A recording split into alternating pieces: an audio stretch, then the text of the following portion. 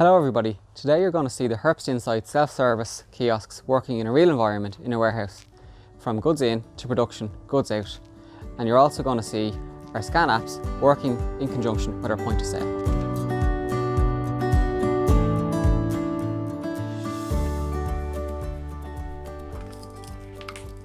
So what we're going to see now is our goods in kiosk, and our goods in kiosk is for warehouse and factory floor, whereby the individual taking in the goods or receiving in the goods can use it on receive the goods in on a touch screen and eliminate the duplication that's typically associated with the goods in, as well as eliminating the paperwork.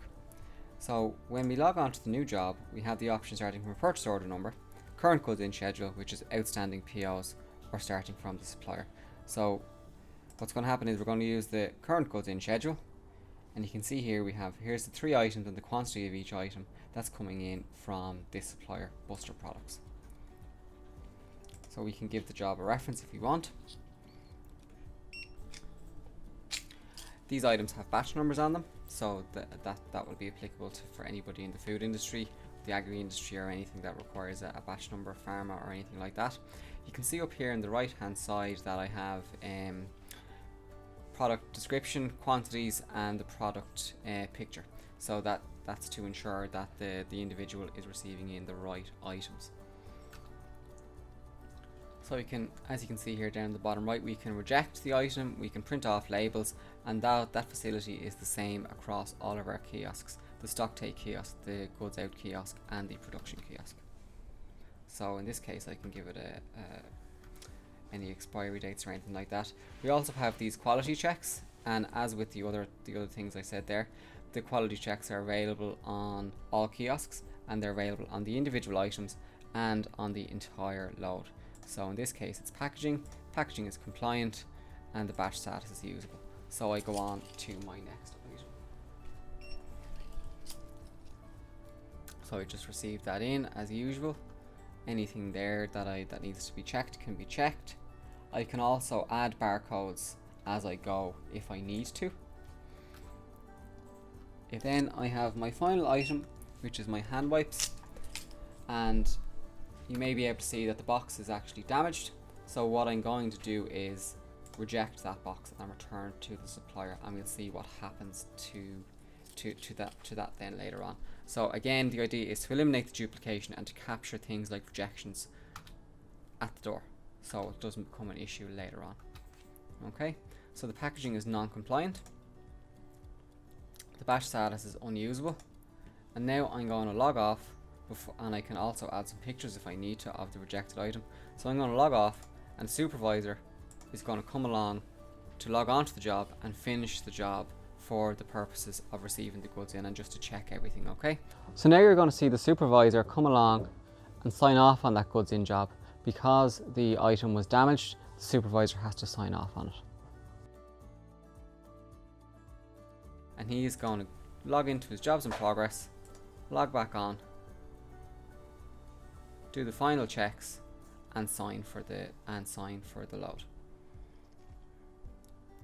So you can see there's a general check there that's on the load. So truck hygiene in this case is excellent, and then finalizes the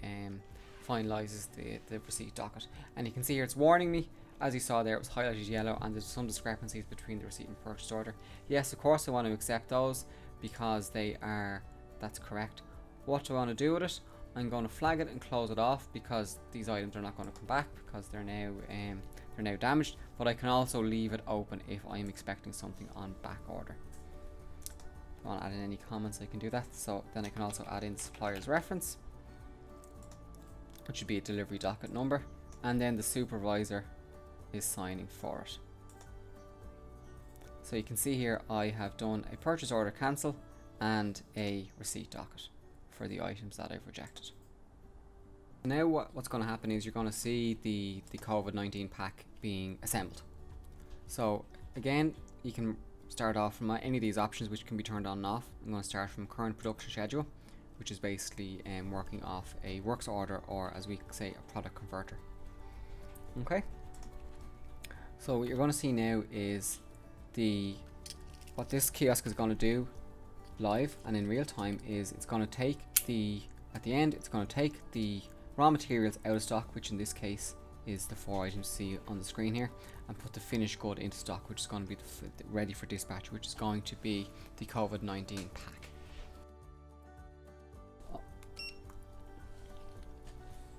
Scan my products.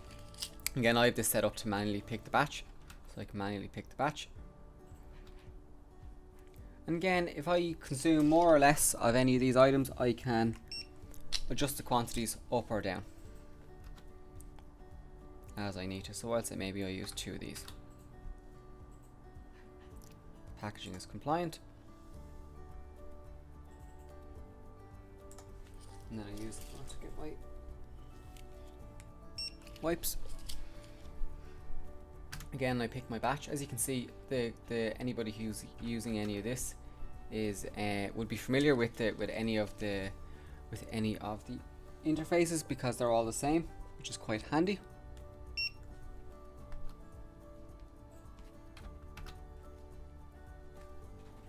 So I scan my soap there, I pick my batch. As you can see there, the antibacterial hand sanitizer, I don't have a barcode for it. So what I'm going to do is I'm just going to pick that like that, and then go up to my kiosk here to my destination items, which is the finished product, and I simply scan the barcode on that box to bring that into stock.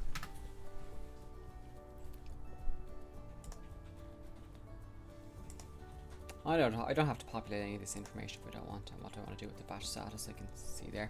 I can also put in attachments, so if there's any documentation that needs to be put there in the top, I can do that. So I flag it as completed, and as I said at the start, person signs for it. There of course can be additional quality checks available throughout the kiosks, as you saw in the goods in, available for production, which is quite important, and then the person signs for it. So now through that we've done live. We have done the production process, which may be done manually or retrospectively at the moment. Using the production kiosk, we have taken the finished goods and put it into stock, and taken the raw material out of stock and adjusted quantities as we've consumed them. So very simply, before I hit finish, I can print off whatever I need to, and that has affected absolutely everything across the system in live real time. Again, like the goods in kiosk, it is touchscreen, and it's designed to eliminate the paperwork associated with the dispatch procedure. So instead of a picking list, what you'd have is you'd have your new job, and up here then you'd have your current dispatch schedule. Okay, so we can decide the date range in which we see things. So we can see maybe a day into the future and 2 days behind, or 2 days into the future and 1 day behind, and so on. And we can see the date and the customer that the products are going to, and then down the bottom of the screen we can see the product and the quantity going to each customer. So when I choose the job, if the customer has multiple locations, and I can pick the location that this is going to, okay? Or if it's going to head office, I just click down the bottom here and go no site. But in this case, I'm going to say it's going to Nace Hazelmere. Can put in a reference as well if I need to, so that might be, job reference or whatever the case may be. And then I will just scan my products,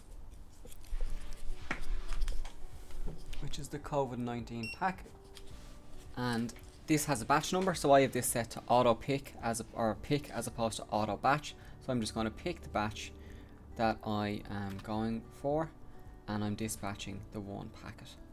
And you can see here I have the same stock information, batch information, and pictures associated with the product.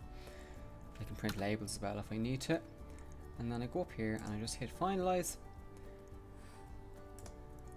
and then very simply pick a haulier if I need to. So if it's a case that you're using third-party haulier and you have the haulier module within Herbst Insight, I can pick a haulier, but if not, I can just hit, and again the person signs for it.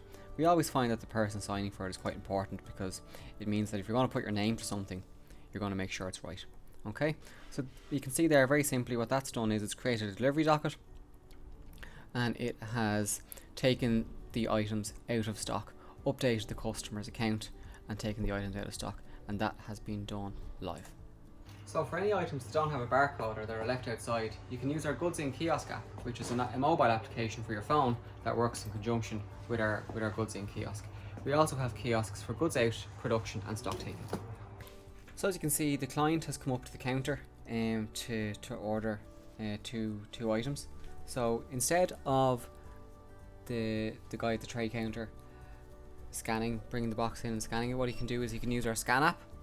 So as you can see, the employee has gone out to the warehouse, scanned the 2 boxes that the customers asked for, and now he's going to bring them back in and import them into the point of sale rather than scanning them on the counter.